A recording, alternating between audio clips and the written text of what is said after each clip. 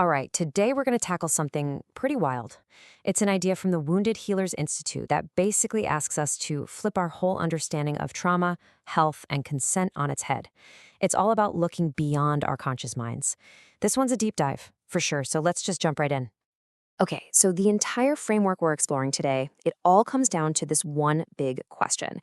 Can you actually experience trauma without your conscious mind even knowing it? Like, can your body hold on to that stuff even if you don't remember a thing?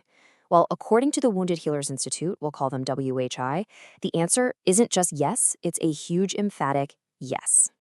And how they get to that yes is where things get really interesting.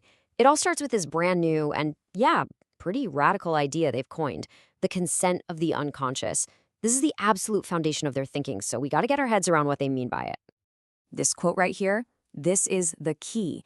They're saying that something like drug use can be a traumatic stressor, but get this, it's not necessarily because of the drug itself. The trauma, they argue, comes from the fact that it creates a memory in your body without what they call unconscious informed consent. So, what on earth is unconscious informed consent? Let's be super clear. We're not talking about your conscious mind making a decision here. No. This is about your physical body, your biology, being able to process and agree to an experience. WIS' whole point is that if your body gets overwhelmed, it can't give that consent. And that's where the trauma begins. This distinction between the conscious and unconscious mind is everything. Okay, to really grasp this whole unconscious consent thing, we need to dig into how WHI sees trauma itself. Because for them, trauma isn't just something bad that happened to you. It's not a story. It's a physical memory that gets stored deep inside your body. And this right here is another bombshell from their work. The physical body is the psychological unconscious. Think about that. For them, the unconscious isn't some spooky, abstract Freudian concept. It's literally your body, your nerves, your muscles, all of it. It's real, it's tangible. And that brings us to their idea of a traumatic memory. This isn't a memory you can just recall and talk about. Nope. They describe it as a physiological state, like a frozen feeling that gets stuck in your nervous system. And this frozen feeling can be pulling the strings, influencing how you act and feel for years, even decades, after the original event is long gone. Now check this out. Look at what they say can cause this frozen feeling.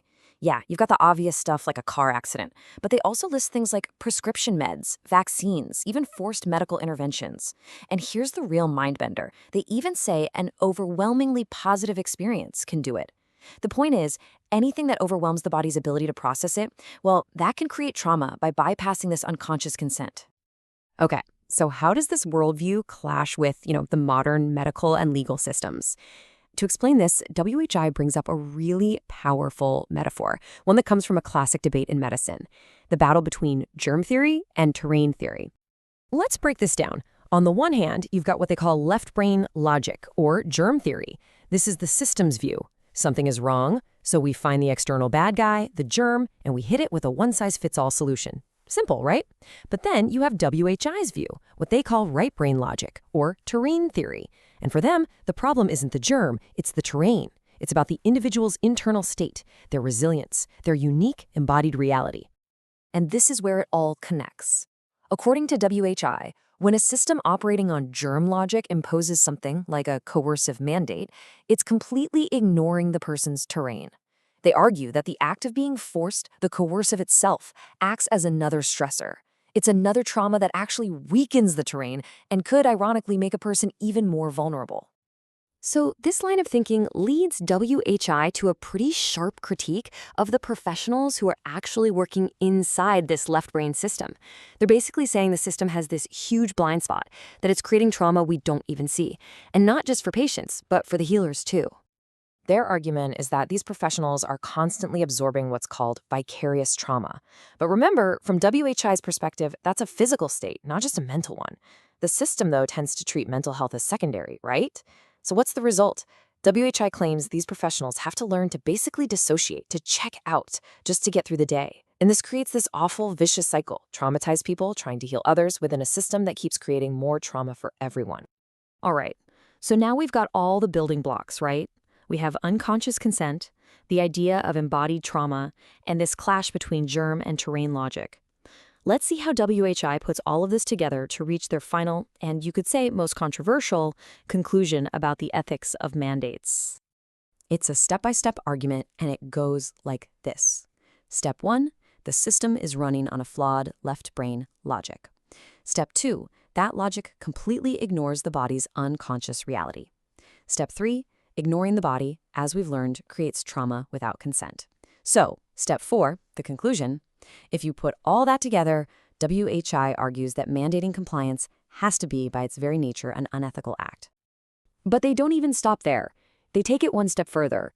They claim this whole setup puts the professionals, the doctors, the nurses, the therapists, in a morally impossible spot. It effectively turns them into agents of a system that is, in their view, perpetuating suffering instead of healing it. So, when you boil it all down, what's the big takeaway from all this? Really, the Wounded Healers Institute is calling for nothing less than a complete paradigm shift. They're advocating for a whole new science of healing, one that's not rooted in cold, detached logic, but in compassion and the messy, lived, complex reality of the human body. Look, this framework from WHI doesn't pretend to have all the easy answers. Far from it. But it absolutely leaves us with a huge, thought-provoking question to chew on. And it's this. Where does true healing actually come from? Is it found by enforcing rules and laws from the outside in, or does it begin by learning to listen to and truly understand the body's own deep, unspoken experience?